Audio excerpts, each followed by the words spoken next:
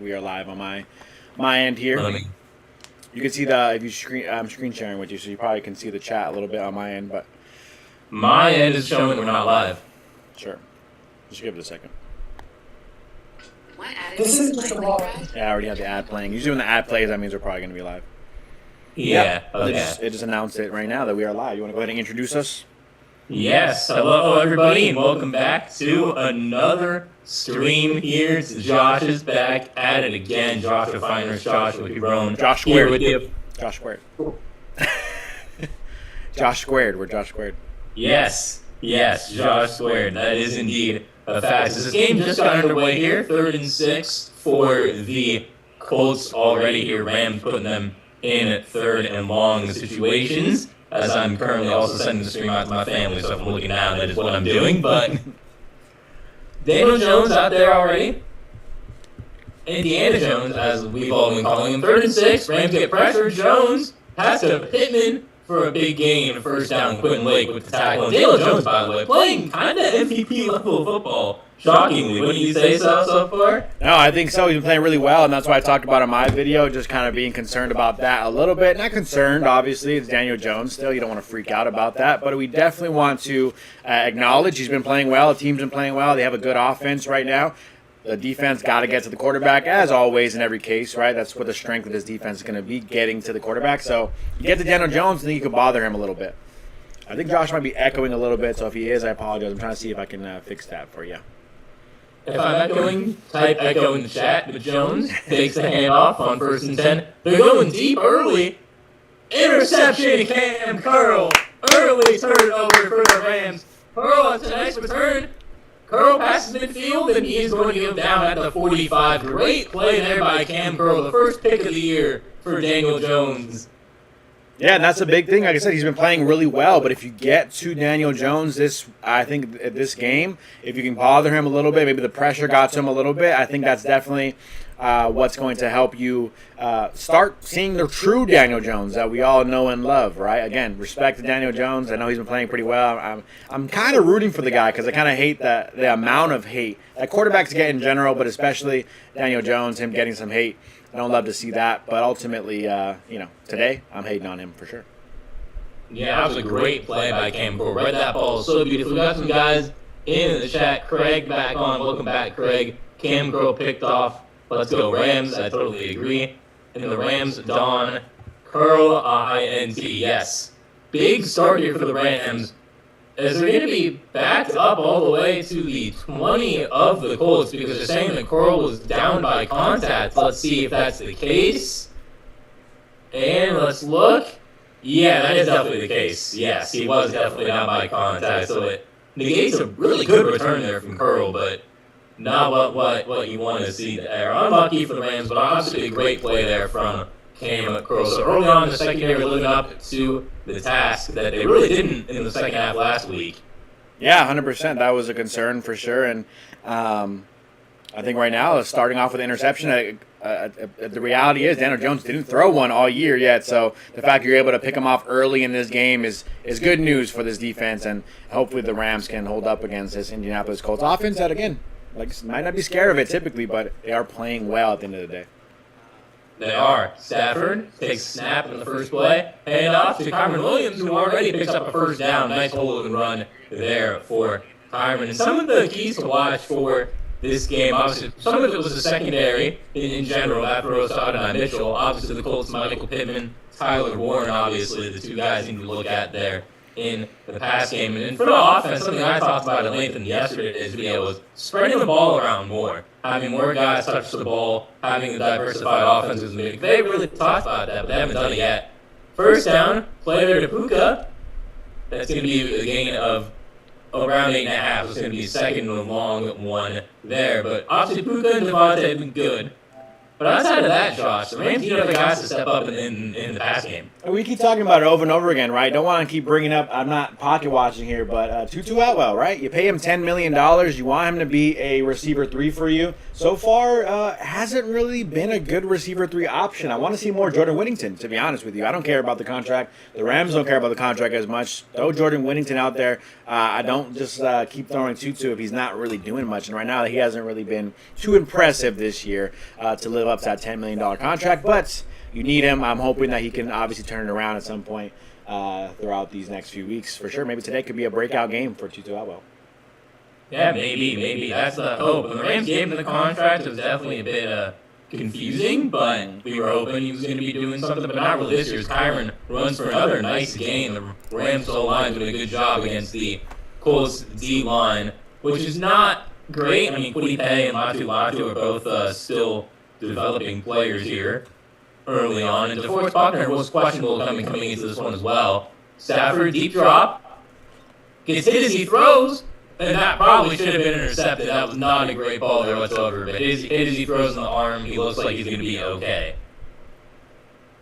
And you can tell me, Josh, while you're watching the game, I'm trying to figure out if I can put it up on here, but while you're watching, you let me know how the offensive line's looking. Are we healthy out there? Is Rob Havenstein out there? I was curious about that ahead of the Steven Vila is out there today. That was the big news. I talked about that yesterday. Havenstein and Adams were both questionable. I've seen Adams already running some routes.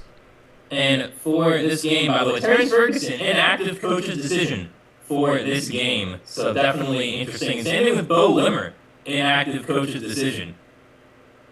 Yeah, we talked about that a little bit. I messaged you letting you know, hey, I'm seeing that we're getting flagged for, Terrence Ferguson being out, coach's decision. We got to be patient with the rookie, I think. I want to see him play. We all want to see him play. It's the one exciting pick you kind of have to look forward to on offense. And yet we haven't seen anything from the rookie Terrence Ferguson. I want to see him out there, but they're being patient with him. Maybe letting him build up some strength, let him learn how to block a little bit better. Yeah, the blocking and obviously the Colts secondary, which are various words really good. Mike, Xavier Howard still sticking around. And obviously Cam Bynum, which you talked about, who accused SoFi of pumping in fake crowd noise. Yeah. When we watch the games, we have to be on mute for copyright reasons, so we can't really hear the crowd noise. But a big 3rd and 2 here for the Rams. Stafford finds Nacua again for a first down. Forced out of bounds there. And Puka off to a hot start, obviously, yet again. 3rd and Puka, like you always talk about, right? He's the go-to guy for you on those 3rd downs. Continues to have that success here. Good to see that. O-line looking decent so far. I mean, Latu, the UCLA product, out there, a little bit of homecoming for him. Had the hit on Stafford earlier on. I loved the pick when it happened for the Colts, but he is still a developing player for them. And Puka Nacua, they're shown on the screen, pretty much first in the NFL in every receiving stat. 1st and 10 from the 32 of the Colts. Only 4 seconds left on the play clock. And then the Rams get the snap off in time, or they do not. Did McVay call a timeout? Yes, he did. McVay did call a timeout, so they were able to stop doing that. It's interesting. Yeah, you talked about Puka Nacua. A lot of people were kind of maybe saying, hey, maybe Puka's not going to be the receiver 1 anymore. Devontae Adams is here, and that's going to change a lot of things for Puka. So far, that has not been the case this year. Puka Nacua, like you said, leading on a lot of categories receiving-wise, and Devontae Adams is still playing really well, actually surprising some folks at how well he's playing as well. Some of the doubters who are thinking he's a little older, he's playing well too, so they're both playing really well. Yeah, Devontae, I don't know why people were out on Devontae. He was good last year with the Raiders and Jets. Some bad teams. Some really quarterbacks, yeah. And you put him with Matthew Stafford, he's definitely going to improve and get better there, as the Rams still have 1st and 10. Having used a timeout this early is not great. And speaking of Whittington is out there now with the offense. And so is Blake Corum. Kyren getting his first rest of the game. And then it's Corum, who's going to pick up about 3. There is a flag, though, so we'll see who the flag is on.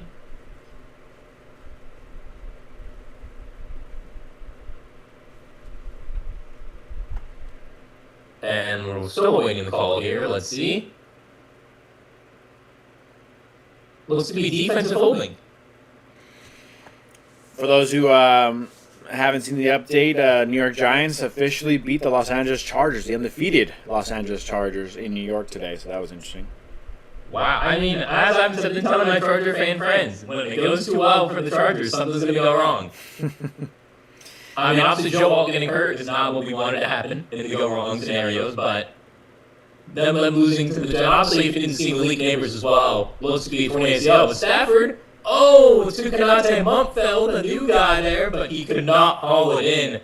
There we go. It's spreading out the offense, at least target-wise, which is what we wanted to see. Exactly, 100%. Just keep being consistent on offense, moving down the field, looking at different options for you, hoping that we can keep that up throughout this season, throughout this game. I think you could beat up on the Colts. I think this is a team that can sneakily, yes, they're 3-0, undefeated, but this could be a sneakily, not an easy game for the Rams, but one that they can definitely dominate today. Definitely. I'm still looking to see if I can get this game on my streaming platforms. Yeah, definitely. That is definitely something that you want to try to get. 1st and 20. Stafford flipped it to Kyren.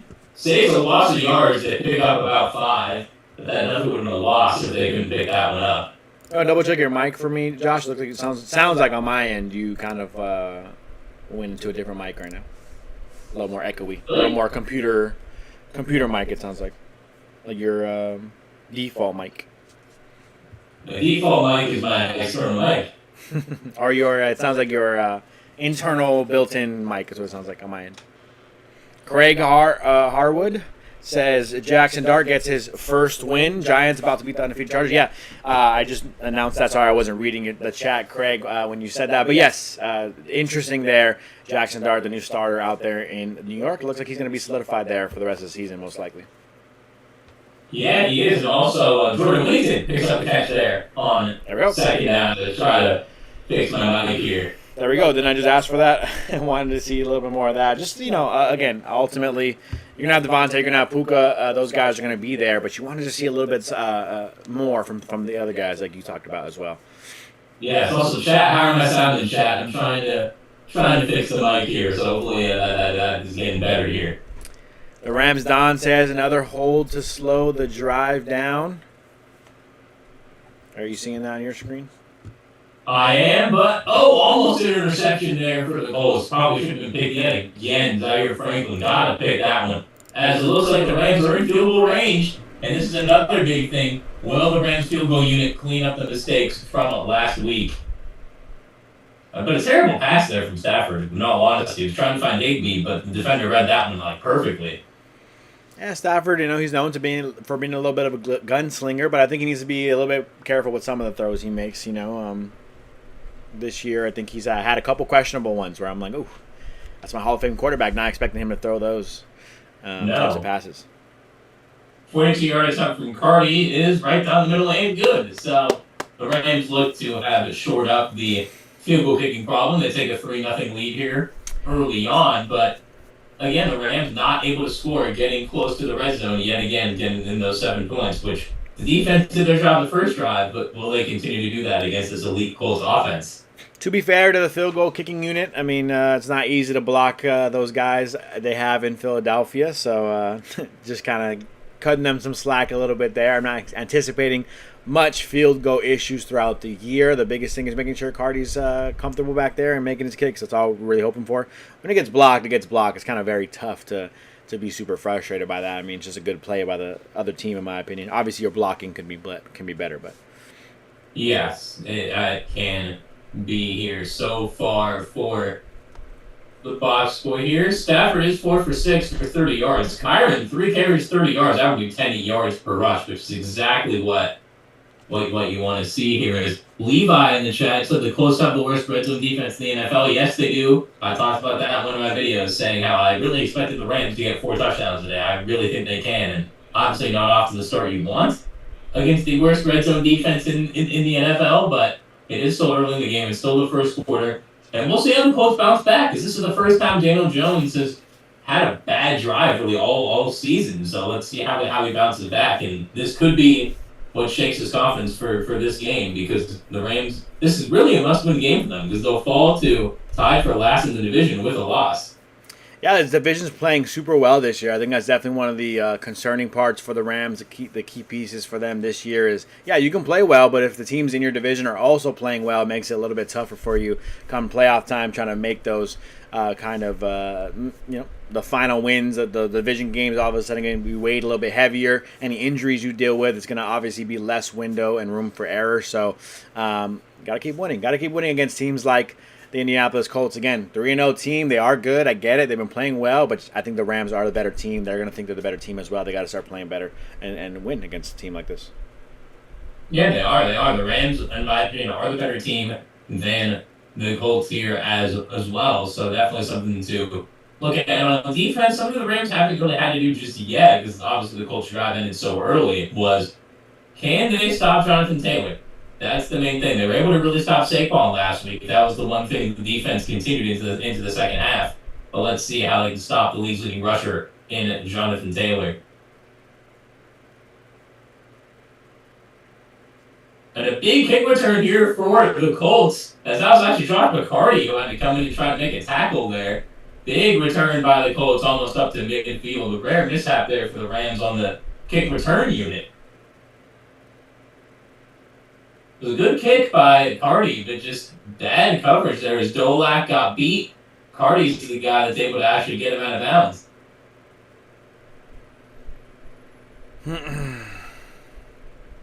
Not what you want to see there. It goes out around at midfield, all belonging to the Colts 46, and that's exactly what they needed. Jason, back in the chat. Hello, people. How's things? It's going well. Daniel Jones pressured, but he gets it out to Tyler Warren. All the way out to around the 28 of the Rams. A big play there for Tyler Warren, despite the pressure that was on Daniel Jones. He was able to fire that one. We're trying to get your mic fixed, Josh, still. Tony said something about it. Can you see if you can maybe just reconnect your mic, see if that helps? And then let me know. I'll plug back in real quick.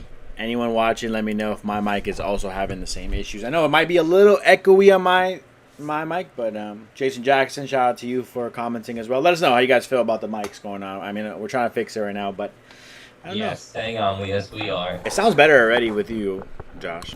I'll do mine too. Okay, how's that now? Yeah, a lot better. Oh, all right, perfect. Yours sounds a lot better on my end, and I'll double check mine.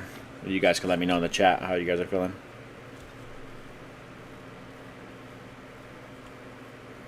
All right, yeah, just a good play there from Jones. No, it went back again.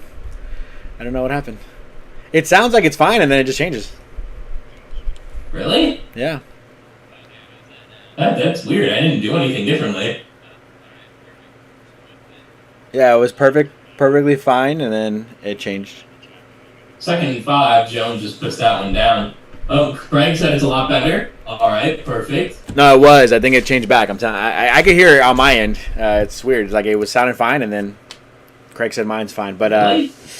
Yeah, then it went back to like being out again. I don't know what it is. All right, here I'm trying moving my mic a little closer. See if that helps. Maybe. Does that help? It sounds like echoey a little bit, in my opinion. It sounds like you're in an empty room. That's what it sounds like. In my opinion. Really? Yeah. You guys let me know in the comments what you guys, if it sounds better. If it sounds better, it does. But I think I can hear what they're saying. It's like almost like reverb, I guess. It sounded fine when you unplugged and plugged back in, but it messed up again. Yeah. That's weird. I'm not doing anything different. This is the same setup I've had the first 2 streams. So that's definitely weird.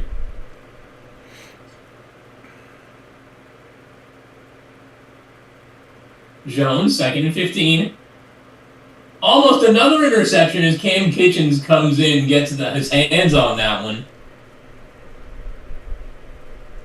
They're saying a second mic is catching. Maybe it sounds like you're maybe like just from your laptop mic. I think that's what it sounds like. It's like disconnecting from your actual mic. The settings I have it on are my microphone's my Yeti stereo. Should my speaker also be the microphone? No. Your speaker, make that your desktop, I think. That could be the issue. Or make that your output, I guess. Alright, try that. Is that better? No, it didn't change it. Kitchens nearly picked Craig. See you comment. Yeah, Kitchen nearly did pick that. That was a good play there, but got to get that as the Rams get pressure again. Young and Verse there in the backfield. Frankie says, let's go all the Rams. We agree. Let's go Rams, Frankie. Sorry, I'm distracted here, guys. I'm trying to get this game on the easiest way possible for me. By the way, we didn't even talk about this at all. Have you seen the guy on TikTok who does the songs for the Colts? And it's like the same song every single week. Oh, this is our Colts. This is our team, Colts. yeah. This is our team. We didn't even talk about that. We should have done our own little song today. That would have been funny.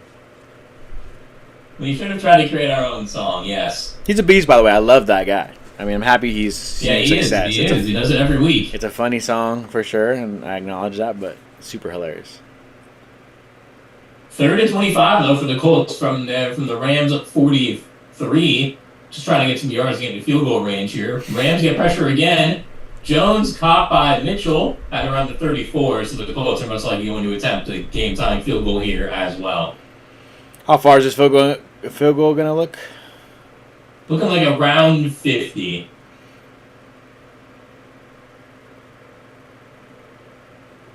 You know, speaking of the Colts... Is my mic any better, chat? Let me know.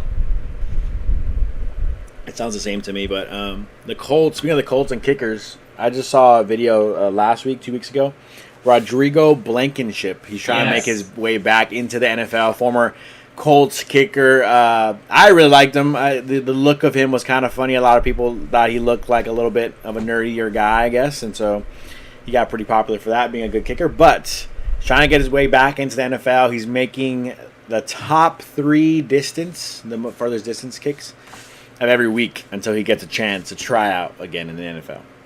Yeah, I mean, I've been seeing that on IG Reels. He's been good. Your mic sounds good again. I don't know what happened right now. It just switched out of nowhere.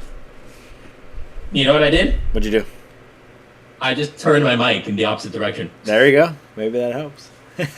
That's all I had to do. I've been trying everything here. Sure. So. I think you're good. You sound good now. Sound perfect. Oh, all right then. Mic is good now, hopefully.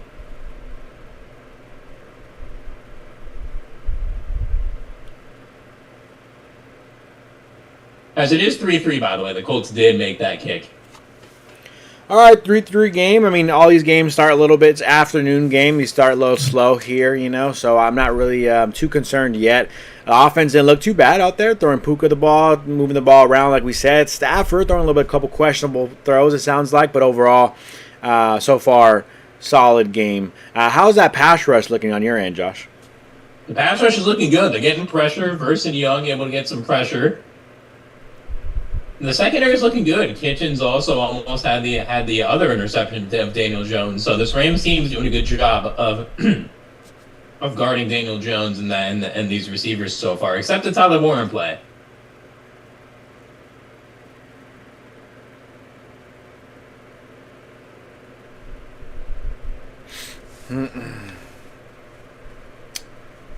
So annoying.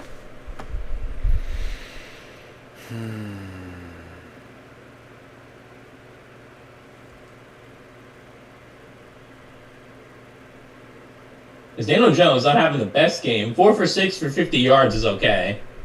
And Jonathan Taylor so far, 1 carry for 5 yards. So the Rams doing a good job bottling up Jonathan Taylor here as well.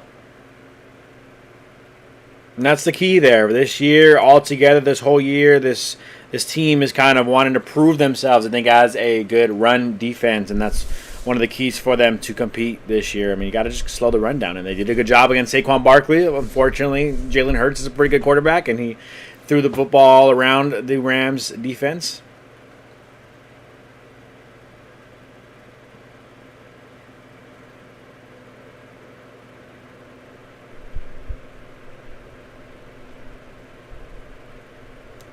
Winnington, though, on the kick return, is going to be pushed back to around the 23-yard line.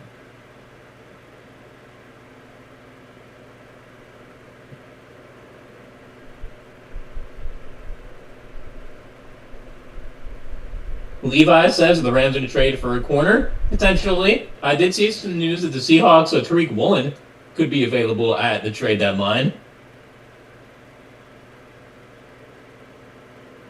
That'd be interesting to see there. All right, I have a stream up, but we'll I think see. I'm on commercial break, so you let me know what you're seeing. All right, we got Rams handed it off. Kyren again gets almost 10 yards. Yeah, I'll be behind you a little bit. First is going to be second down here.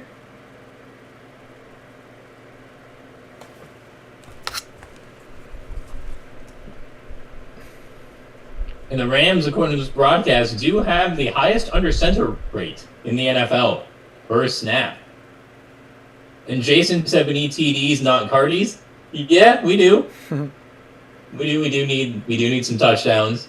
Kyren gets the ball again on 2nd and 3. He's gonna get there, gets hit, put it down. Probably should be a flag, but they're not gonna call it. Kyren looking good though so far. I mean, the last run as well, nice little 9 yard gain. What did it end up being? A 7 yard gain. Overall, I think that's a good run for him. I think maybe he's running a little bit knowing that Blake Corum's kind of on his heels, ready to compete for this starting role at some point. Jason Jackson saying we need more TDs, though. Much love for Cardi. Yeah, much love for Cardi. You got to respect the kicker. You need the kicker to be good this year. Speaking of Corum gets the carry, and he's going to gain nothing. DeForest Buckner is out there for the Colts. He is active, and he makes the stop there in the run game. So kind of an underrated defensive line. I know they don't have anything crazy out there in terms of what their defense looks like, but DeForest Buckner's been there since back when they were really, really good a couple years ago. And so this squad has a good leadership, I think. They're solid on defense. Don't underrate that part of their game. Big part of why they're 3-0. This Colts team is solid on defense. Not good, not great, but solid. They got some solid guys, some solid names out there. They do. Again, a lot of it's still developing. So we'll have to see that. And that pass was off the hands of Corum. Got to catch that one there. Now it is 3rd and 10. And those plays like that, that's kind of where I'm not all in on Blake Corum. A lot of people weird, especially in the fantasy football community, go pick up Blake Corum, and you never really know. He could be the starting. I think Blake Corum is a good running back, but he's very, very small. It's just very tough to expect him to be, at any point in his career, a bell cow workhorse running back. I just don't really see it happening. That pass off his hands not going to bode well for his opportunities. No. Kyren's got paid. He's a good running back, established running back. He's going to be your starter. Blake Corum's just going to be a nice little change of pace back. I mean, that's a potential big gain there if he catches that ball. It is, and that pass to Higbee on 3rd and 10 is going to be just short. So the Rams are in 4th and 1 and around midfield. They're going to go for it here. Ballsy, gutsy. I think you have to. You're at the 46.5, 47-ish yard line. I don't know. Last time we were in the 54-yard field goal range, and they still didn't go for it. So I'm surprised to see them try to go for this one here. On the quarterback sneak does not get it. Actually, I think the refs are giving him the first down right now. Let's see. They are giving him the first down. I don't actually think he got that, but let's see the replay here. I'm seeing a tweet here. Someone saying it was a very questionable, very favorable marking of that first down. I don't know about that. And the Colts take a timeout, I believe. The Colts might be challenging the ruling on this one. I'm watching this play back live here. Questionable call to go QB sneak because they got good guys in the interior. That's a very, very, very nice of these refs to give them that first down. They're going to change that for sure. I don't see that being a first down. And that's kind of why I don't really like it being risky. Why even go for that now? I don't think you have to. You're on your own side of the 50. It's so early in this game. You're playing a team that you're not scared of offensively. You're not playing Patrick Mahomes. You're not playing Josh Allen. You're not scared of this team's offense, I think, when you're talking about Indianapolis. I say punt the football there. I don't really like the aggression there, especially if you're going to go for the QB sneak. I mean, it was a big 1 yard. That was not just inches. That was a big 1 yard to go for it. So I don't really love that call there. You guys let me know how you guys feel about it. Can't wait to see a taste of Hunter Serbius at running back. Serbius at running back. Not sure what that means there. Maybe I just don't have the vocabulary. I don't know what Serbius means either. Might have to chat GPT that one. But USA education, Jason. Come on, you got to remember that. Yes. Craig says they said first down. It's close. I got to see the replay on that. They're in commercial break now. We'll see it for my first initial. I got to see post break. Yeah, first it didn't look like one. First initial viewing, it looked a little tough. Yeah, it looked a little short, but I mean, we'll take it if they give it to us. Yeah, but it did look short. For sure, we'll take that. Yeah, we are going to take that, but I do think it was a bit short here. If we're checking some other sports news here, we also do have the final game day of the baseball season here. Tigers and Guardians fighting for the AL Central. Tigers are losing with 4-3. The Guardians are also losing 4-3, funnily enough. But see how that goes there as well. And we also have the Mets and Reds fighting for the last NL wildcard spot. Mets are down 4-0. The Reds are down 4-2, meaning that as of right now, the Reds would get that last spot over the Mets. As Jason says, wondering if not holding on to Willie Lampkin will hurt us. Yep, potentially.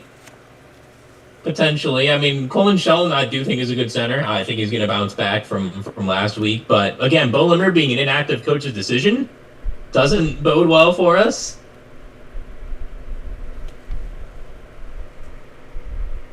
They are back with the ruling. Let's see what they do. And they do not give the Rams the first down. They overturn it. So it is going to be 1st and 10 for the Colts. Yeah, overall, like I said, that's a little bit of a tough call. I don't think you had to go for it there. Don't really like the decision to be aggressive there. I always love when coaches are aggressive. Don't get me wrong. I want the coaches to be aggressive. You want your coaches to really trust this offense. But you got to be smart there. And, I see a tweet here. No surprise, Stafford was ruled short. Ball should have gone to Kyren. Yeah, again, it's weird. Yes. I feel like in the past, and you tell me if I'm wrong, Josh, but like, have the Rams even ran this many QB sneaks? I mean, this early in the year, it feels like we've already seen at least 2. I know for sure off the top of my head. And in a year where you're concerned about Stafford's back, you're concerned about his age and his health, you go for 2 QB sneaks. 1, not really feeling like that's necessary. It's you're on the wrong side of the 50. Yeah, very questionable there, but they try to be aggressive. Yeah, I agree with you. Very questionable there. Is the Colts pick up a first down. Jonathan Taylor screen pass there, got right by Verse, and now Taylor on the run breaks 1 tackle, but he's only going to get around 4. Good job there by the Rams defense. Looks like Puka Nacua got in there on that tackle. I do agree with you about the QB sneaks. Is Jordan said McVay coaching like trash. I disagree with that. I don't think it's all on. It's a team thing. When you lose last week, that's a whole team loss. That's not on one person. No, but Jordan, I hear what you're saying a little bit. I don't think he's coaching like trash. I mean, he's a great coach overall. But I do hear what you're saying in the sense of there was questionable things that have been happening. I talked about the first QB sneak that happened a couple weeks ago with Matthew Stafford. You have that huge collapse in the second half of last game. I mean, those things are definitely on McVay a little bit, and I think you have to start questioning that stuff. Some of the decisions he's making. We talked about trusting your kicker a couple weeks ago as well. Him not kicking a 54-yard field goal, punting the ball on the right side of the 50. Now on the wrong side of 50, going for the QB sneak. Again, just a couple questionable calls. I'm not really too upset. Just a little bit of, kind of interesting. Early in the game, not going to freak out about it. Jason says, how many times will they hold Turner? I mean, every time. I mean, Kobe Turner's, he's too much of a freak. They hold him every time. Yeah, literally. And the Colts there got on the 2nd and 10, the pass complete to downs. Third and 4 from the 29.5. Fisk getting pressure. Jones completes the downs. Kitchens can't get the tackle in time. First down, Colts.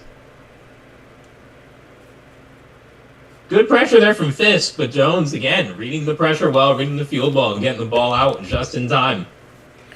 He's got some good receivers out there in Indianapolis. They've been kind of going under the radar because they've had such bad quarterback play with Anthony Richardson just not really being the greatest of passers. But Josh Downs, Alec Pierce, Michael Pittman, that's a good trio of receivers. Alec Pierce is out today, by the way, just to let everybody know. Thank you for that. Appreciate it.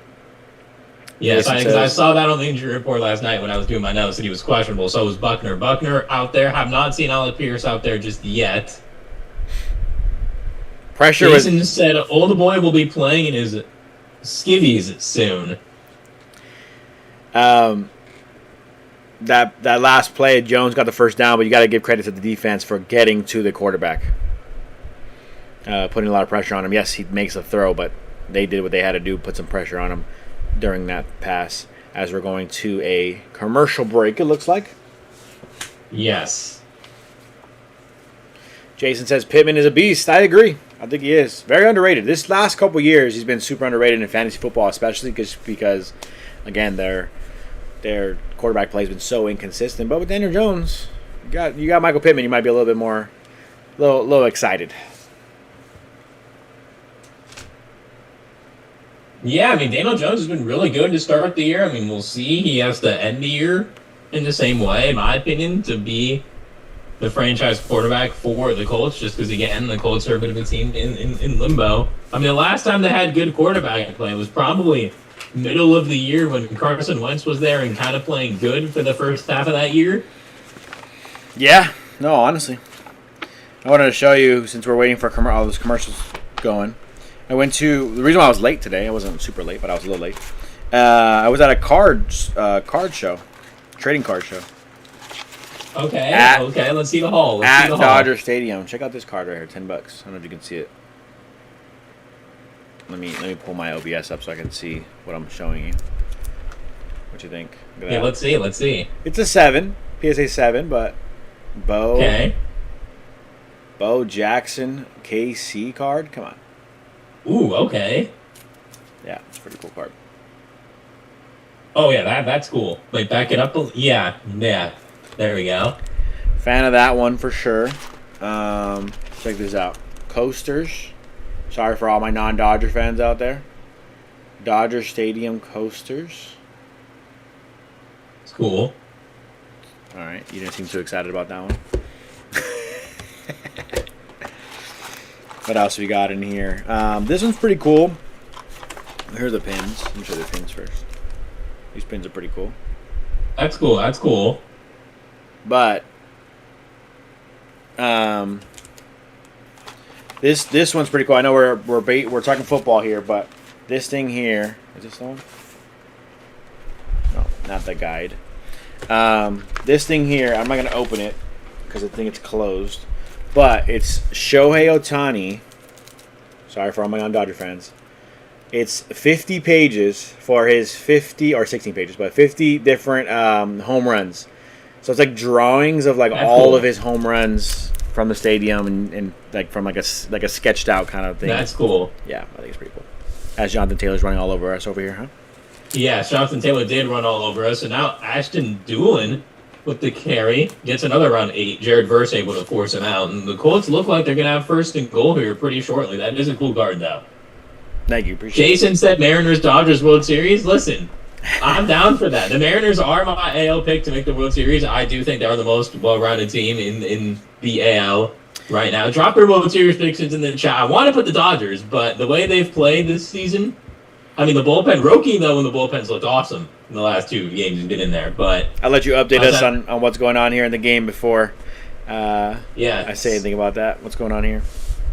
Yeah, so stop Jonathan Taylor there on 2nd and 2. So now at 3rd and around 1 here for this Colts team. In the red zone and within the 10-yard line, so we'll see what happens Inside here. the 5, yeah.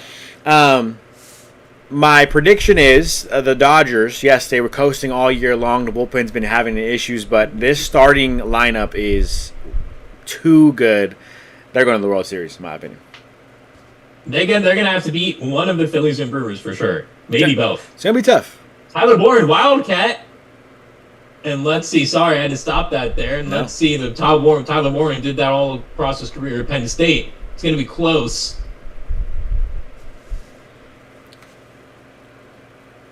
That's how athletic this kid is, by the way, the tight end for the Colts. I mean, the fact that they're able to trust him. Yes, in college is one thing, but NFL, to trust your tight end in the Wildcat offense is a rarity, in my opinion. I can't remember the last time I've seen that.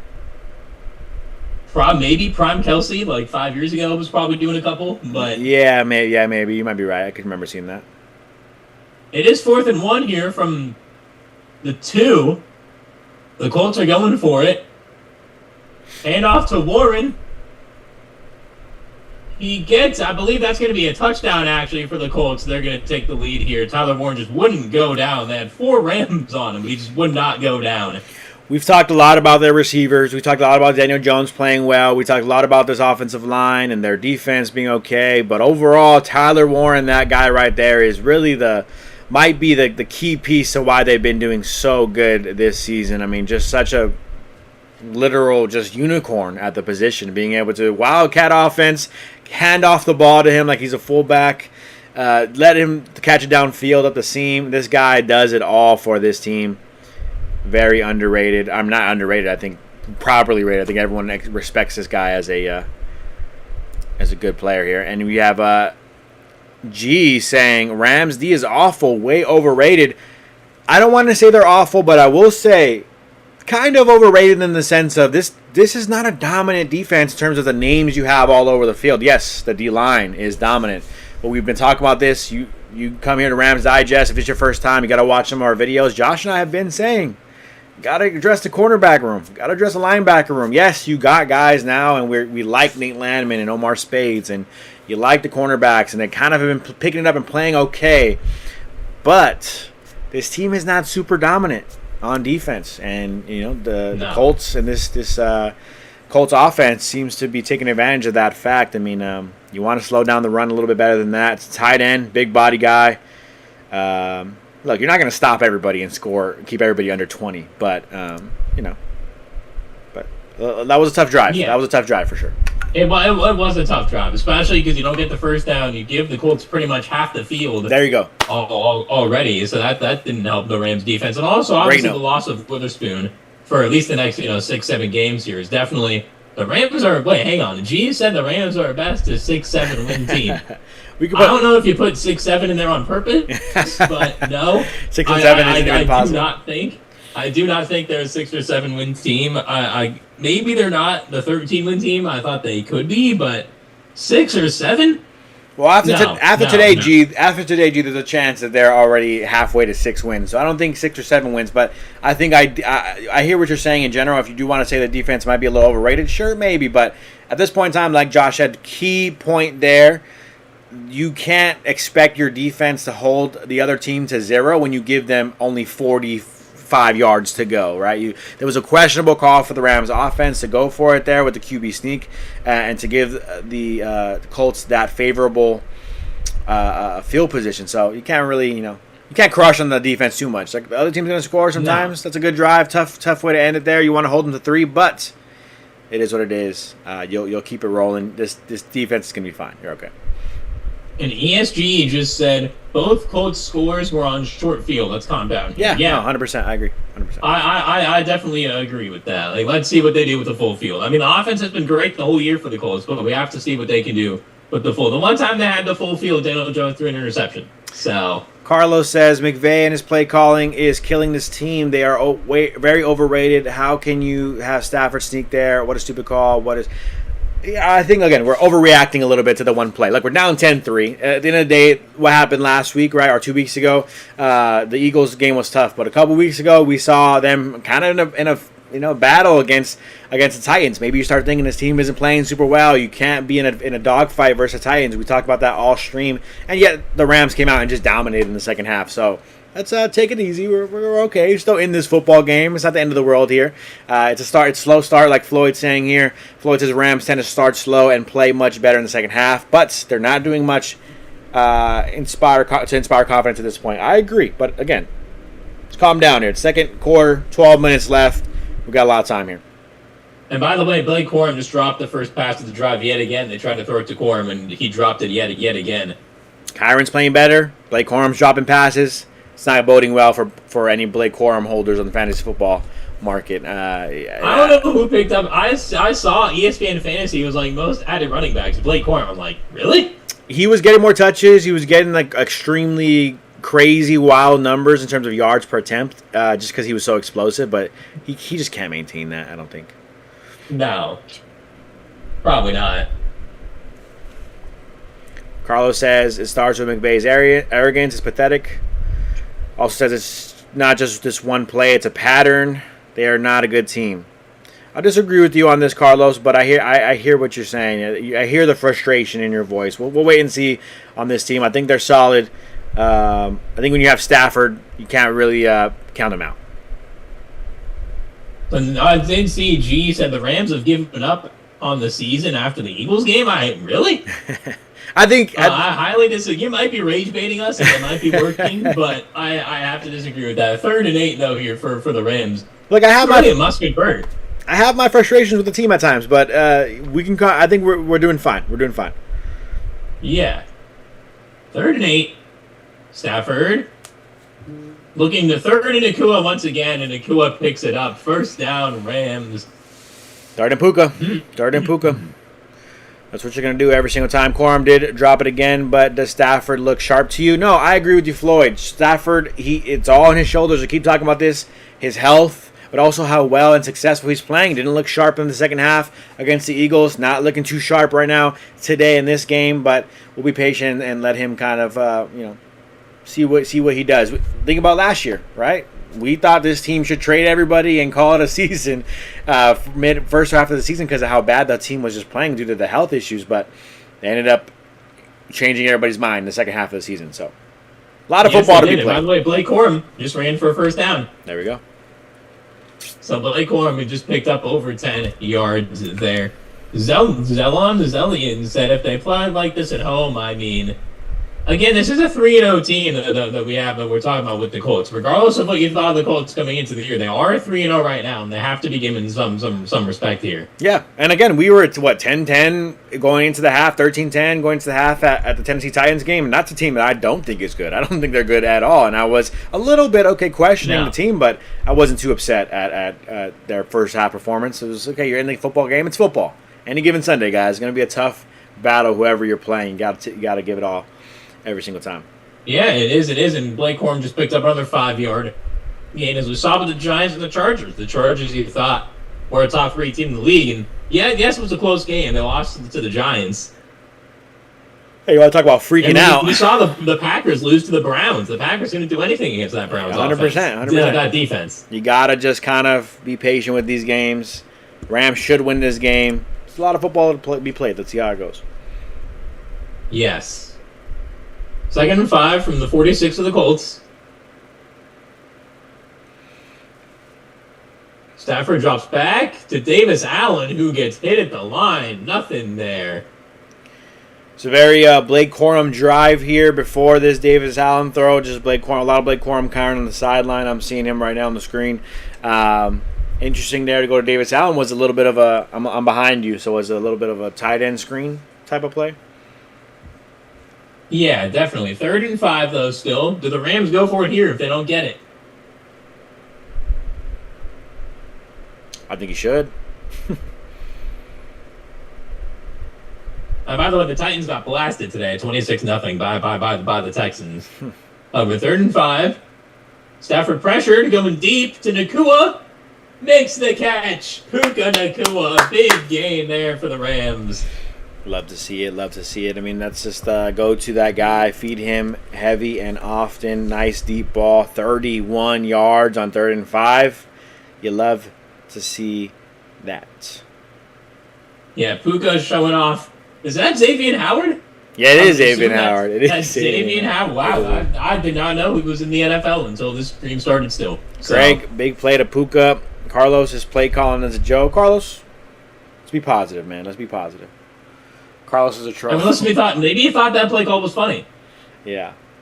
ECG says, Carlos, you troll.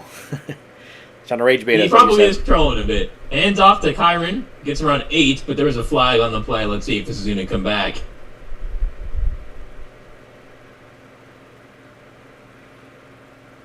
Man, that deep ball to Puka, I mean, just kind of giving a little bit of a stutter step to Xavier Howard. Again, older corner. We know he's not as good as he used to be, but what a move from Puka. What a catch. What a throw from Stafford. Talk about him being sharp. Yeah. He looked sharp on that throw to Puka earlier.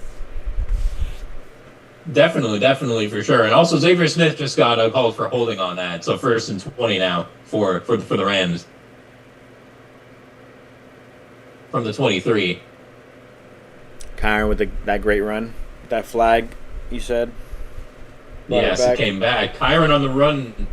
Actually, I believe that was Corum. Yeah, it was. Corum gets around 1, 2nd and 19. You don't want this to be another field goal. This is a must-score touchdown drive to me. ESG said Carlos is a 49er fan. He might be. We don't know. He might be. Levi says, "Kick out the McVay haters." I don't need to kick out anybody. I mean, one of these days, maybe we get enough people in here to have some moderators, but I just get too lazy to kick people out. Then again, no one's in here going that crazy. Yeah, exactly. Need to be kicked out. Freedom of speech here in the Rams Digest chat until we have to say otherwise. Yes, 2nd and 19. Screen to Corum. And I'll agree with that. That play call kind of was a joke there.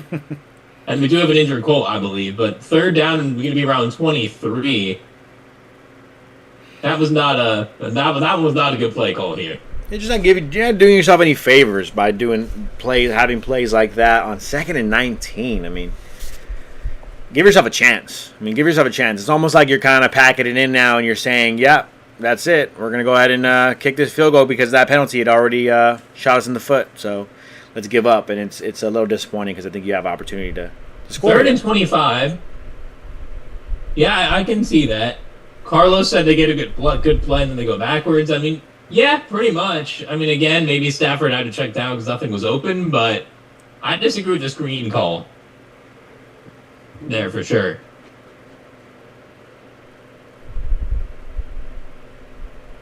Little tweak Carlos here. Again, they're so badly coached. I don't think they're badly coached. It's just you're playing a good team. I'm not saying no coach is perfect, but I just don't think it's. And then Manuel, MM's Jr. back in the chat, welcome. Says, "No Adams so far, I wonder why. Any thoughts?" I think partially they're probably just covering him well. And Stafford doesn't want to put the ball in danger. That would be my guess. Adams was also questionable coming into today, so maybe he is on a bit of a snap count, although he is out here right now for this third and 25. Yeah, I think it's he's dealing with a little bit of the injury issue, and also Stafford has already thrown some questionable throws. He's not going to continue to do so down the field to a guy like Davante Adams. 50-50 balls is kind of where he kind of makes his magic happen.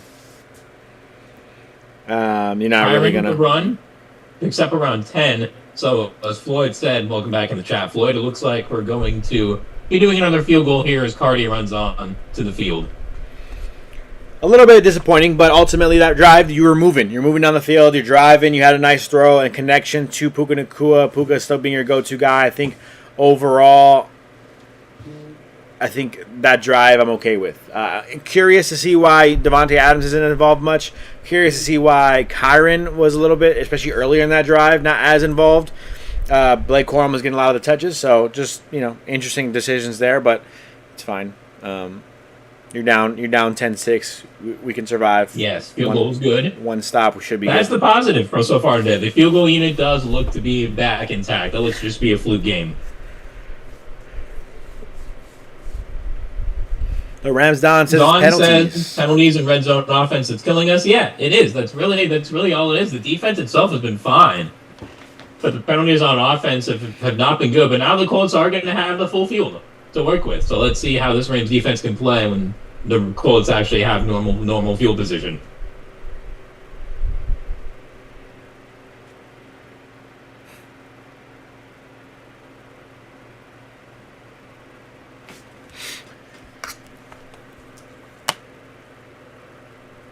Josh, what's your fantasy update looking like right now? Not great. I have a couple leagues, of course, but the two main leagues I'm really in, it looks like I got like a 21% chance of winning. Just nothing really too crazy from my starters, I don't think. Hubbard and Kenneth Walker, a couple of running backs were not good to me. And then Joey Sly had 0 points for me. Of course, I pick him up and he goes 0. I talked about how good I saw he missed a lot today. Yeah, 0 points for him. And then in my main league with all my family members and some good friends, that one I made the tough call of not starting Goddard over Juwan Johnson. He had 17 points. That would have been nice for me. But I got about a 48% chance of winning this game. I'm up right now by 20.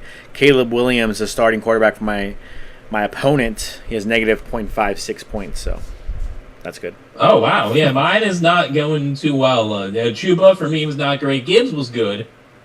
Ladd McConkey, nothing. Literally 2 points. Dalton Kincaid was good. JSN Texans defense was good, but I currently have a 23% chance to win. So not great. My opponent actually has Jonathan Taylor right now. So let's try to bottle Jonathan Taylor up here. Manuel says, I'm happy for you guys to be together again doing the live stream. Appreciate you, Manuel. Yeah, we missed last week. I apologize. I was oversight by me. My schedule the whole week I was like Rams in the morning, or our Rams game, and totally forgot I had to go to work just because I was so excited about the stream. But so we're back here, yes. So hopefully we're not missing too many other games throughout the year. And then Manuel also says, we are a second half team. We'll be all right. I agree with you, Manuel. I think this team is going to be okay. Yeah, I think everything's going to be okay here as well. And the Rams kick off. Oh, good hit there on the return by Troy Reeder. As the Colts going to start from around the 28-ish yard line. And the Browns, they're showing some Baker Mayfield stuff, and Sam Darnold is showing some reclamation project quarterbacks. And yeah, Daniel Jones looks like he could be that next guy. I mean, I've always loved Baker, because people forget in 2020 Baker was really good. The Browns won a playoff game, and then they just decided not to bring him back. Daniel Jones fakes it Taylor to Warren. Good tackle made there by Nate Landman, only going to gain 1. Yeah, I've always respected Baker and liked him, but there was a point in time. I mean, I like him a lot more now after his huge comeback. I mean, he just was a guy who you thought Panthers backup quarterback, backing up Sam Darnold, trying to compete for a spot there in Carolina. Gets not released, not traded, not anything. He gets released, let go, waived by the Panthers of all teams. You think his career is done, and then he ends up finding his way to Tampa, following up one of the greatest to ever do it in Tampa, and he just really kind of just become a top 10 quarterback again, and really truthfully one of the best quarterbacks in the NFL, one of the best stories in the NFL. He is. I love Baker as much as the next guy. We can't forget about Baker's huge comeback win as a Ram when he came back from down 16-3 in the fourth quarter. Can't forget about that either, as Baker has spoken very highly about his time in LA, and the Rams fans, I'm sure, love Baker for that as well. I mean, hey, Baker Mayfield might be a free agent next year if Stafford retires. I wouldn't be too mad about Baker coming home to LA. Actually, wouldn't be mad about that at all. Jones, 3rd and 5, and really, wow, great passer. Threads the needle between Darius Williams and space to Josh Downs there for the first down. G says we should have kept Baker versus Stafford. Disagree there. Yeah, I mean, I love Baker, but like at the same time, Stafford won us the Super Bowl, and Baker had a good 3 games. So it's like Baker knew Stafford was the guy, and obviously we're happy for Baker. We're very, very happy for him. Yeah, Baker wouldn't have done the things he did, I think, if you have him instead of Stafford. And on top of that, Stafford's a legend of the game. You got to respect him as a legend. And you have to keep him on your roster, even if he gets to this point where he's 37 years old, getting older. But he's still playing really well, and that's one of the biggest things. He's still your Hall of Fame quarterback for you this year. So, Carlos, the Colts get 6 to 7. Okay, you're doing it on purpose. It's 6 to 7 yards. Okay, all right. You're trolling, man. I mean, they actually are getting a lot of nice chunky yardages, but you're not. The second time, you're not fooling me with the 6 to 7.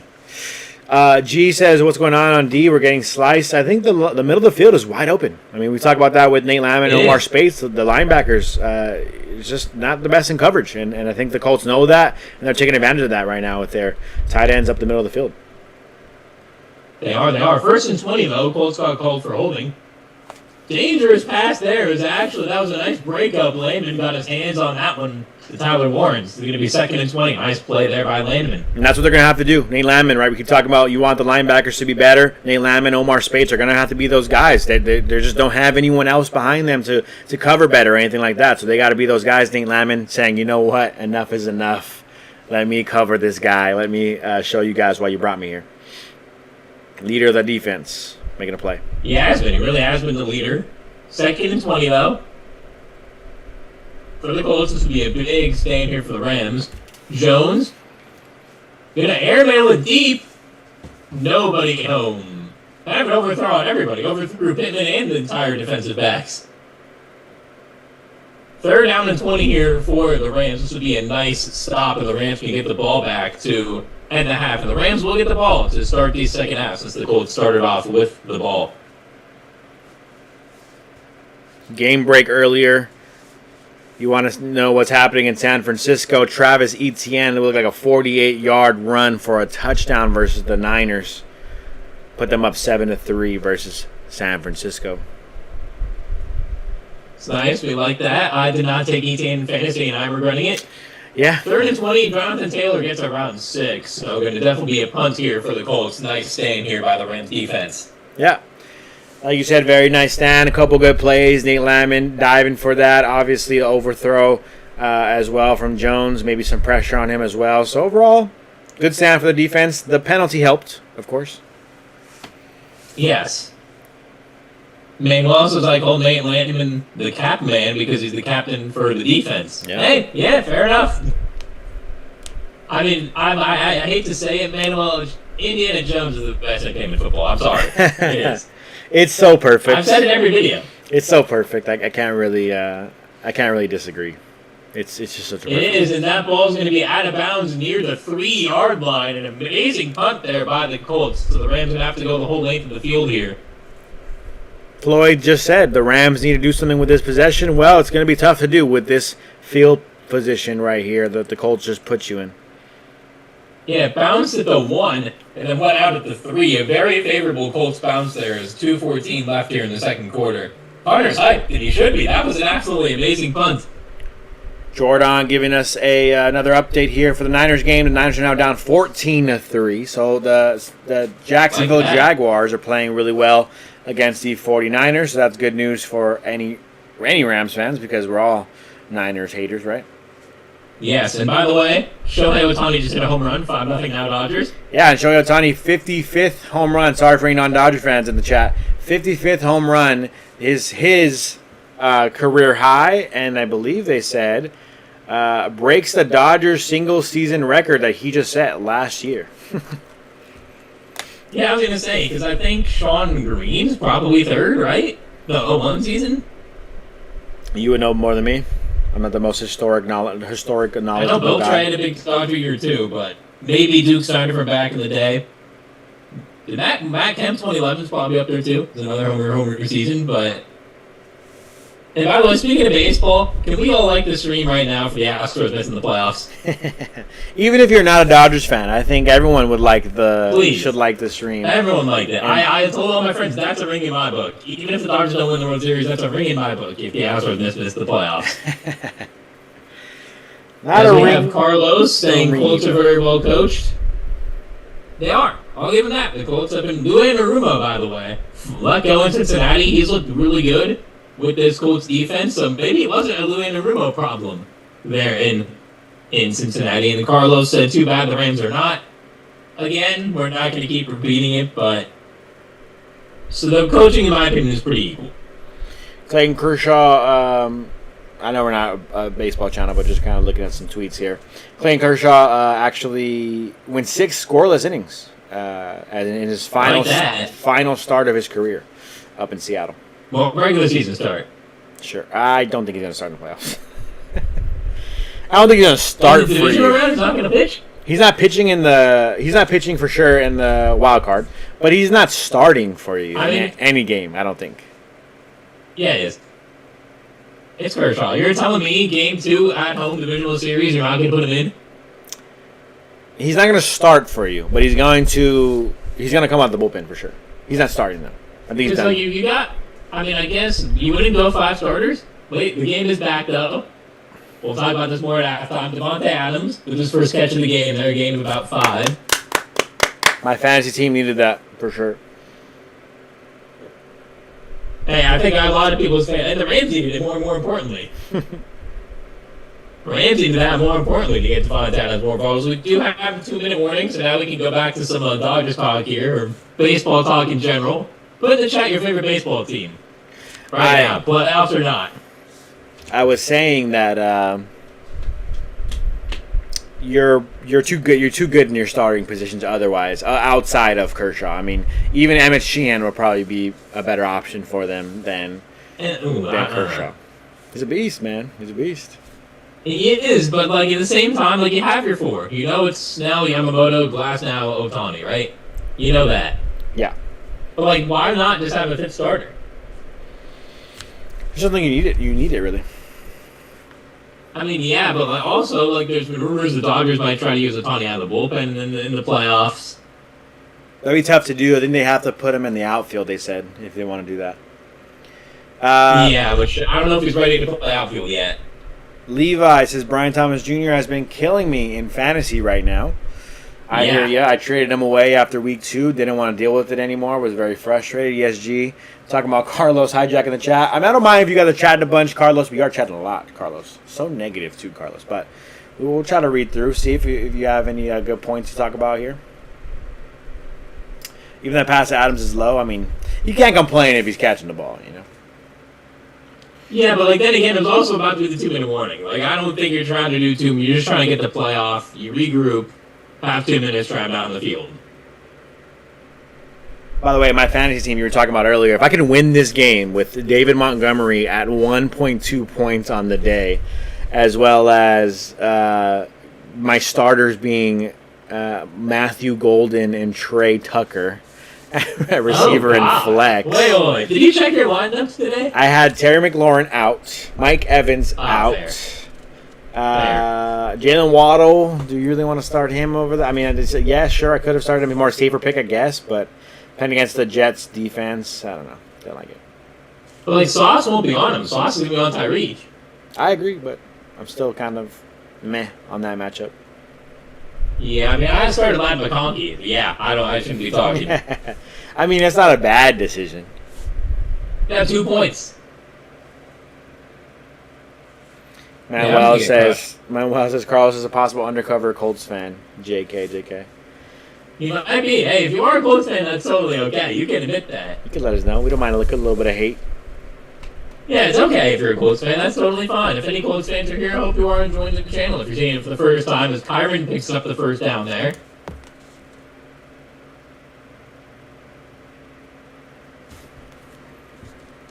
If you're the Rams, you don't want to go down and settle for a 30-yard field goal. You should be trying to get in the end zone here and try to get the lead. 100%, I agree. Be aggressive here. You got 2 minutes to go. Let's see if you can make something happen going into halftime. Being up would be nice. Kind of tale of two half is what you're hoping. You're hoping second half is much better, but we just had this happen, right? The Titans game, you had the better second half than the first half. Now you're going against the Eagles. You had a great first half, not a great second half. I think the Rams got to figure out how to stay consistent all 4 quarters. I'm not asking you to dominate. I'm not asking you to beat every team by 20. I'm just simply asking you to be consistent. Yeah, that's fair. And that was a low pass there to Kyren on the first down. 2nd and 10. Stafford. That is a wide open Puka Nacua. Easily gets out of bounds. Busting coverage there from the Colts.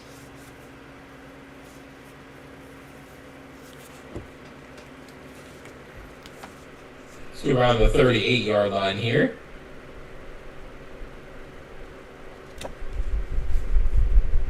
Stafford looking again. And it was just out of the reach of Tyler Higbee. You got to get that ball.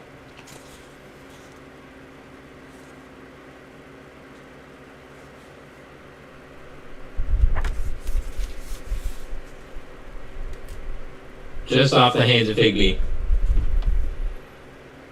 Manuel, yes, we do know about the echo. I'm going to try again to fix it at halftime. I've kind of tried everything here. I don't really know. It might be what the issue is. I wonder if it's on my end too, because maybe it's coming through my computer into my mic, but I don't know how to change it. I wouldn't know how to change it. Stafford, 2nd and 10.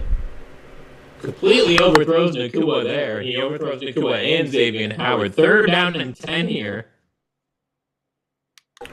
Manuel, let me know if Josh is going to start talking right now. I'm going to mute my mic and let me know if it works, if it helps fix his mic. Hello, testing. Hello. Well, you could just commentate the game once the play happens. 3rd and 10. They find Adams for a first down in the Colts territory. Huge conversion there for the Rams.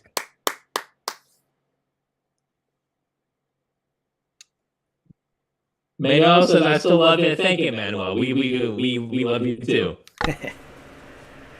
First down to Stafford Adams. Again, Nacua's not going to get the first down.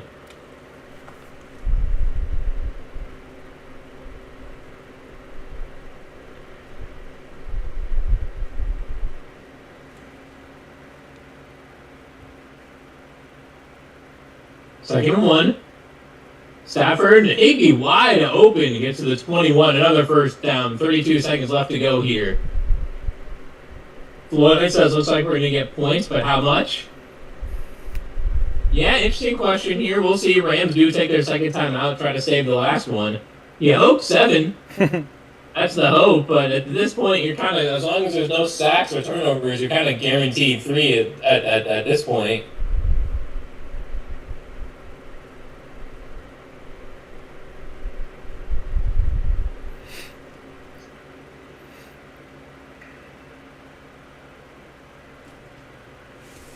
Let's see here. 1 timeout for the Rams, 2 for the Colts.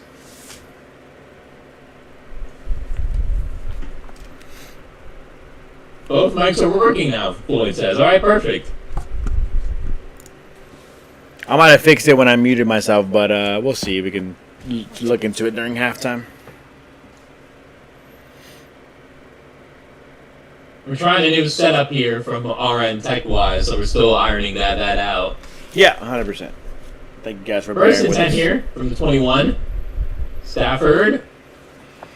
Looking. Pressure. He goes down. Rams are going to have to use their final timeout.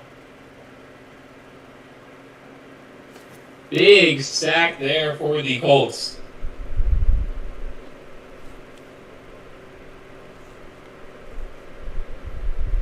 Not ideal for the Rams. You wanted a touchdown there. You don't get it. Or you don't put yourself in a good position right here. How much time left? Got around 25 seconds left here. Got a couple more chances at it.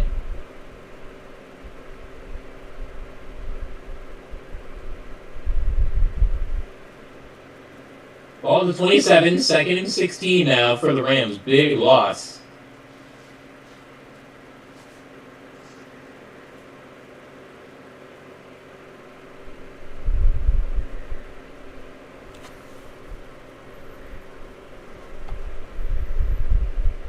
See what they do here.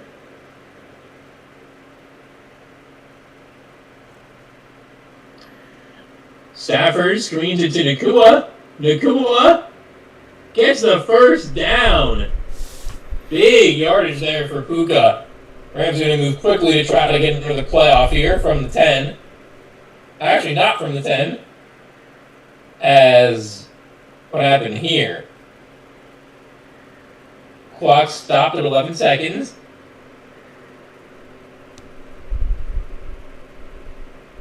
Yeah, Puka is so good, Craig. I totally agree. Carlos said that's where the screen is on. Yeah, Puka doing the screens I think is a lot better than of the other receivers here. So let's see the play. 2nd and goal. Spiked at the first play.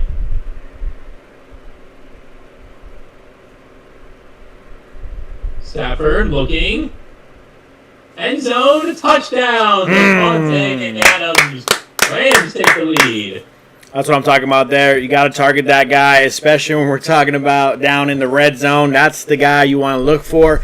Devontae Adams finishes off a 96-yard drive, by the way. I mean, don't forget where this team started. We talk about how this offense hasn't been playing too well. This team hasn't playing too well. All that good stuff. They just score a touchdown on a 96-yard drive with barely over, 2 minutes to go this drive? Incredible.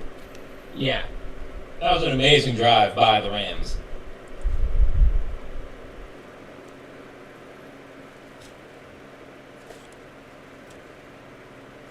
Extra points good. 13-10 Rams lead. Carlos says about time. Yeah, it is. It is about time. I mean, maybe he can call plays in the red zone.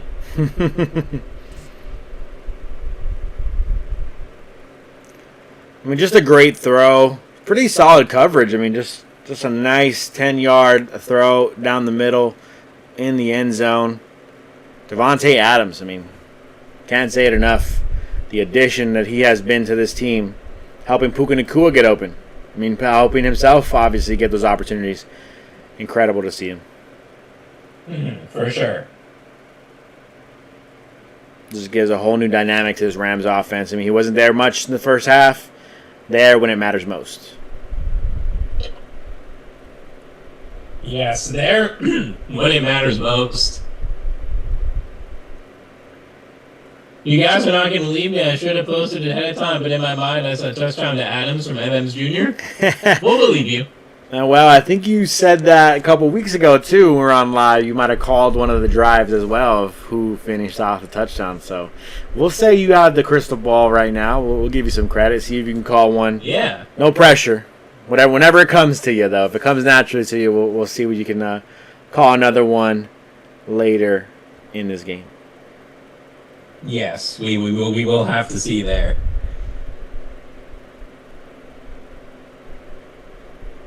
Carlos asked. They're not going to run a play. They're going to just go into halftime. Carlos asked what happened to Avila. Thought he was going to play today. I thought he was as well. We did see him playing on the field. Maybe he was off on a couple drives. I didn't really notice there. You notice him out? Yeah, so we got some stats here for you for this game.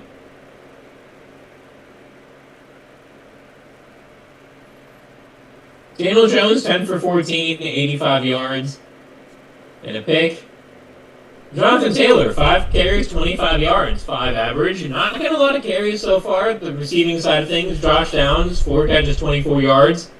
Tyler Warren, 3 catches for 30 yards. So those are the main culprits for the Colts. Now for the Rams, Matthew Stafford, 16 for 24, 174 yards, and a touchdown. Kyren Williams, 7 carries, 55 yards, 7.9 average. Blake Corum, 6 for 21, 3.5 yard average. LA Rams receiving Puka already, 7 catches, 112 yards. Devontae, 3 for 31, and a touchdown early on here so far. And by the way, Ravens Chiefs on right now. Chiefs are currently up 12-7 on the Ravens. Two teams that desperately need a win, shockingly early on here in this season. Genty got a touchdown here as well, looking at some other games going on. Hoping Genty can keep struggling. I'm rooting for him. I want him to I want him to kind of lose his value a little bit so I can kind of pick him up in fantasy. That'd be nice. He's definitely rostered.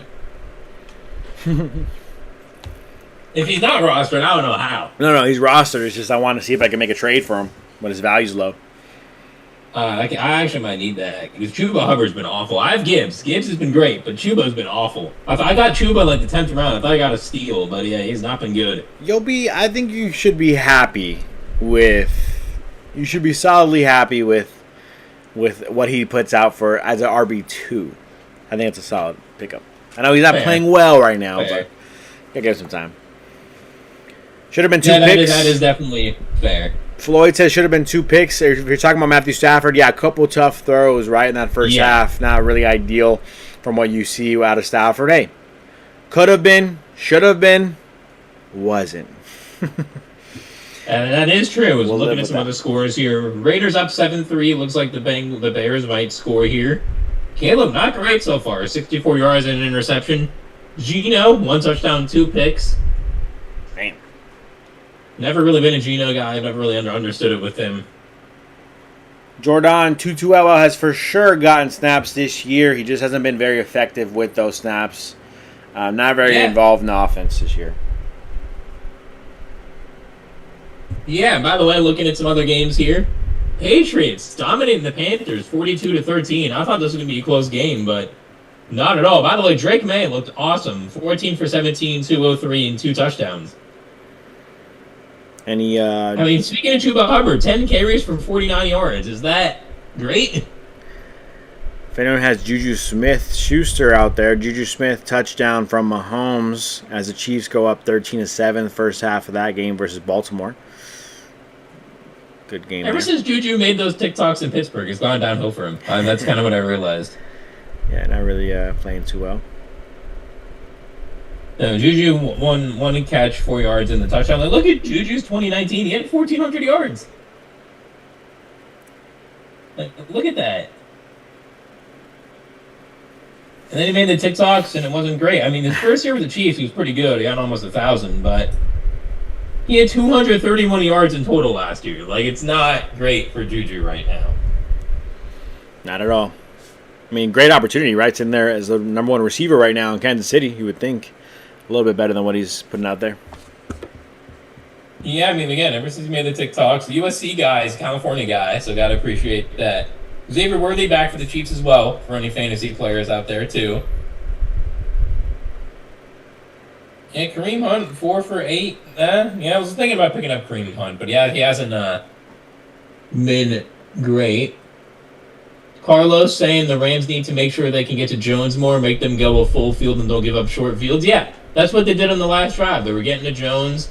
Yes, the penalty helped, but they were able to really kind of mitigate that early on here in this game. Let's go back to some baseball scores. Giants win their last game of the year. I mean, they played the Rockies, so no surprise. Sorry, Rockies fans, but Dodgers currently up 6-0 here in the 8th inning. Pajes with an RBI single. Pajes, by the way, should have been an all-star. I'm going to keep saying it. And we're looking at some key scores here. The Mets and Reds both losing. And if that is the case, the Reds will get the final wild card spot over the Mets. And one of those two teams will be playing the Dodgers. So that is important to look at. I'd much rather play the Reds as a Dodgers fan, but we will see who it is. I agree. Yeah, I think the Mets are not playing as well. I think the Reds are maybe the hotter team, and in baseball you typically want to play a team that's not as hot, but I'm always going to kind of rather play the team that's not as talented all around, and that's why I'll pick Cincinnati in that matchup. That'd be my goal. Manuel says, I wonder... Go ahead, sorry. I was going to say, Hunter Green homecoming. Hunter Green is from the LA area, so that would be cool to see. Really good playoff game in LA. Really good pitcher, yeah. I think that'd be pretty solid for him. Manuel says, I wonder what Puka's total is going to be. He already has 112 yards in the first half. Typically in these games, I always feel like I get frustrated by that because I'm like, man, he's got to go for 200, and then he doesn't. So I think the second half maybe a little bit more Davante Adams. If you think everyone in the other locker room is going to be sitting there saying, yeah, let's make sure we cover this guy a little bit more in the second half, so the game plan will change. That is true. Craig said, I want to see Soto miss out on the playoffs. I mean, hey, if that's what you want, that's what... I mean, I like it when the best players are in the playoffs, but at the same time, I understand it, Leaves the Yankees, goes to the Mets, and he's had a good home run hitting season, but outside of that, it hasn't been too great for him. I truly didn't understand. I don't understand leaving the Yankees to go to the Mets. Not saying that the Mets aren't as good. They're solid this year and everything. It's just, or they're better last year probably. But I think it's so weird. Like you're already in New York. They were paying you. I think I heard they were willing to pay the same, or at least maybe a little bit less. I don't know. I would have just stayed a Yankee at that point. Yeah, especially because I have Judge hitting right after you, too. Whereas, I get Lindor and Alonso were good, but they're not Aaron Judge in that lineup. So, I mean, maybe he just wanted to change the scenery. He wanted to be the main guy. I don't know. Manuel says we need more Adams in the second half. Yeah, Adams was very solid to end that first half. Wouldn't be surprised if they keep going to him. I'm never going to complain about more Davante Adams with him being my number one receiver healthy right now. So. Oh, God, yeah, I keep forgetting. I was about to say, right, yeah, that's why. It's Davante Adams and a whole lot of nothing behind him on my fantasy roster, so I'm rooting for... Yeah. Carlos saying the Mets have had a money mental collapse, 17 games under 500 since the All-Star break. Yeah, it has not been good for them. That's what I'm saying. Dodgers and Tigers as well have not been great since the All-Star break, but the Mets have just been worse. Maybe you want to see, maybe you want to play a team that's not as hot, and the Mets would be a team that's not very hot. But we'll wait and see. Whoever the Dodgers play, they got to beat them. Let me know. Yeah, I mean, the Mets, Kodai Senga, I believe, was optioned down to AAA. Got that bad for him in the second half. I'm curious, though. Definitely, anybody who's watching, are you guys Dodgers fans? Are you other fans of other teams? Let me know how you feel. And if you are a Rams fan, what are the true LA teams outside of football in your mind? Because we know the Rams are the true LA team versus the Chargers. This is easy for me. What are the true LA teams in all the sports? NBA. Give me NBA. Give me MLB. And give me hockey, I guess. Even though I don't. Well, I got my answers. I'll give my answers. I know my answers too. I wanted to give a second for people to reply, but go ahead.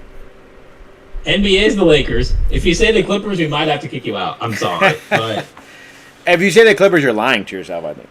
Yes, you're lying to yourself. I've never met a Clippers fan who was a Clippers fan from before Chris Paul got there. I'm just saying. I had a friend whose dad was a diehard Clippers fan, such a Clippers fan that he would not watch the game, not look at the score, and would go home and watch it recorded. Like, he would watch the recording if he had to go to a party or something. He'd be like, nope, don't tell me the score. I don't want to know what happened. I'm going to watch the game from beginning to end again, and I want to see how we did. Wow. Yeah, I mean, that is some. I mean, was he a San Diego Clipper fan? Because I know there's some of those out there. He was an older guy. Team when they were in San Diego. He was an older guy. I'm not sure if he went all the way back to San Diego. So I've been saying the Clippers should move back to San Diego because they might still have the fan base down there. It's too late now because the Intuit Dome is way too nice for them to try. Oh, yeah, it is. I need to go in there. I do want to see the Intuit Dome. I mean, I might need to try out the toilets. Steve Ballmer was making a big deal about the toilets, so they must be state of the art. So. I've only been in the building once or twice, and it's probably one of the nicest places I've ever seen in person. It looks nice. I've driven by it a few times. I mean, I rarely would go to a Clippers game, but if I do, I'd probably go if they're playing the Lakers. So you said NBA is Lakers. Baseball's Dodgers.